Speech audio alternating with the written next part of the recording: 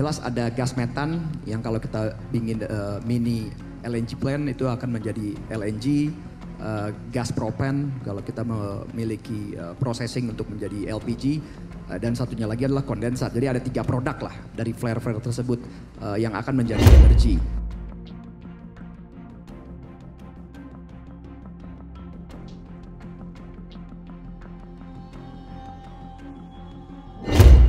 Kita berinvestasi di sana untuk memaksimalkan dan memproses flare tersebut menjadi energi.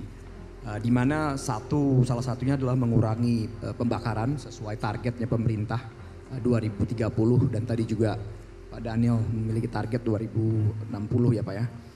Di mana dalam jumlah yang kecil kita bisa mengurangi pembakaran. Dari asupan yang kita terima itu 92% menjadi energi. Karakteristik yang dari lokasi yang kita miliki saat ini adalah 47% itu menjadi diesel dan 45% itu menjadi gasoline setara dengan bensin. Membantu pemerintah dalam hal satu jelas lah, mengurangi subsidi, mengurangi import, menambah tadi kapasitas yang dicanangkan ya dari 612.000 dan ke depannya.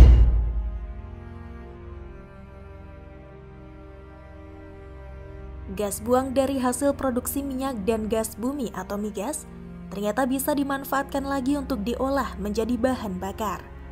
Hal ini seperti yang tengah dilakukan PT Mirah Ganal Energy.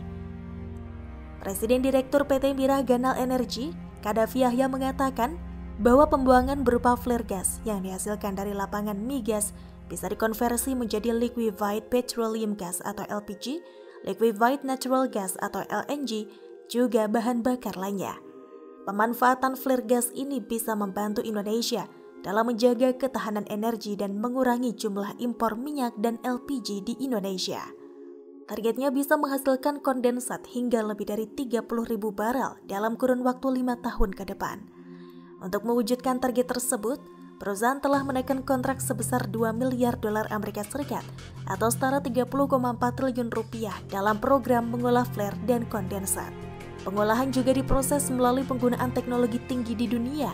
Nantinya juga akan berkolaborasi dengan sebagian teknologi di dunia seperti dengan Amerika Serikat, Kanada, dan Rusia.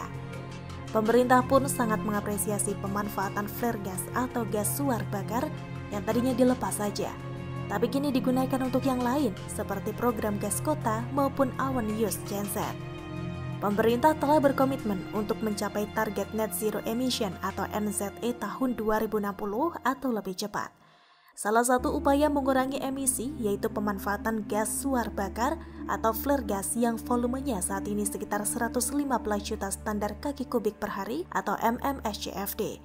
Pemerintah Indonesia juga berkomitmen untuk mendukung tercapainya zero routine flaring atau ZRF pada tahun 2030.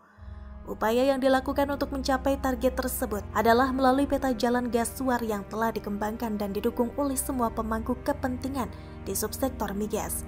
Kementerian ESDM melalui Lemigas akan terus berupaya untuk memberikan solusi terbaik bagi permasalahan migas di Indonesia dan mendukung penurunan flare gas sebagai bagian dari komitmen terhadap lingkungan.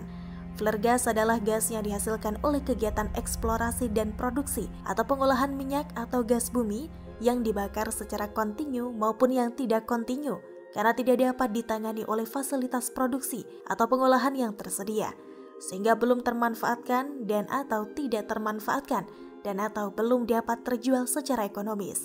Pemanfaatan gas suar bakar juga dapat mengurangi impor gas bumi karena dimanfaatkan untuk kebutuhan domestik, sebagaimana arahan Menteri ESDM dan Presiden Joko Widodo dalam mengatasi defisit neraca perdagangan dan transaksi berjalan migas.